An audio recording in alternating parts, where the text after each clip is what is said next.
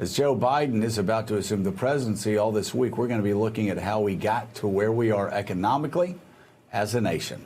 Bestselling author Kurt Andersen's latest book, Evil Geniuses, The Unmaking of America, A Recent History, provides those answers. And Kurt joins us again, along with former Treasury official and Morning Joe economic analyst Steve Rattner, also writer for the Los Angeles Times opinion section, Virginia Heffernan. Thank you all so much for being with us. And I thought, Kurt Andersen, I would provide you with the consummate neoliberal that you once were, but have been converted to the new left, old left. We're not sure yet, Kurt. But anyway, we got Rattner for you here, so it's going to be a good discussion. So I love. And I just can't recommend this book enough for people of all political persuasions.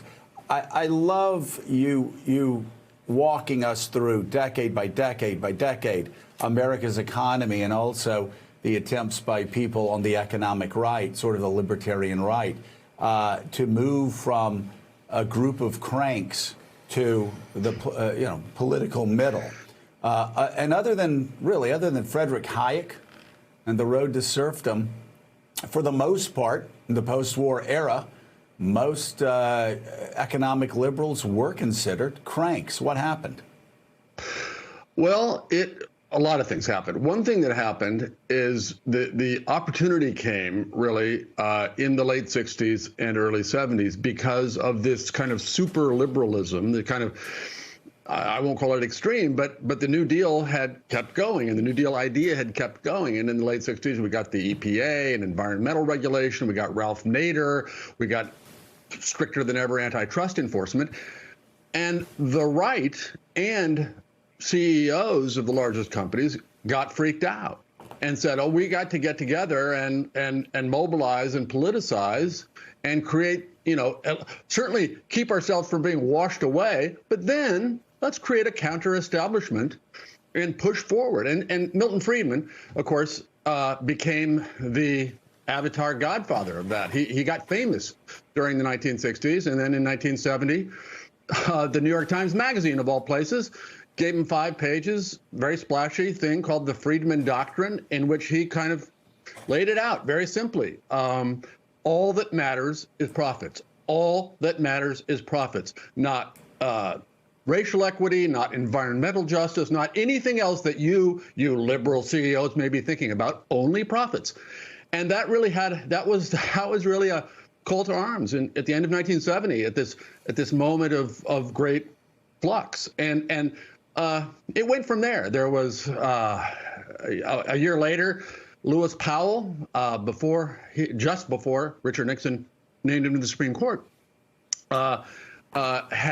he had gotten riled and frightened and hysterical, even though he was a very decorous, low-key establishment Democrat lawyer.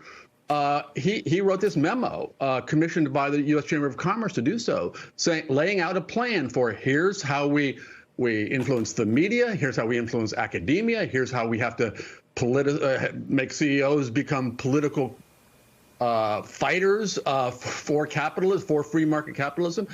And then Charles Koch and his billionaires came along at the same time, very, very influenced by the Powell memo. The Business Roundtable was formed. Instead of the U.S. Chamber of Commerce that had every widget company in America and every whomever as members, this was just the heads of the 200 biggest companies.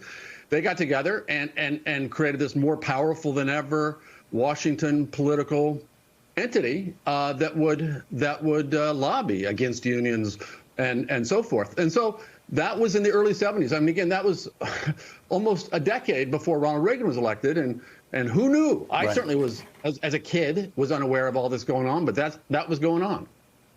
You know, what's so interesting is, of course, you had a picture, we showed a picture of Richard Nixon there, and Nixon really, it was the opposite of what we're accusing Donald Trump of being over the past 4 years. Trump played the populist, but he actually showered benefits on the richest 0.001%.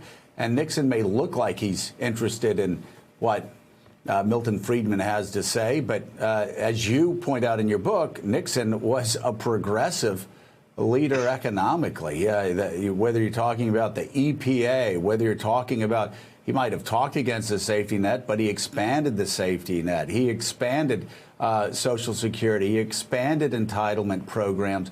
I mean, he did everything that economic conservatives hated. And of course, wage and price controls. My God, I still remember sitting in the back seat of my dad's station wagon, hearing my dad in the early 1970s, a big Nixon fan. What the hell is Nixon doing? Not Watergate, mind you, Kurt. Not Watergate.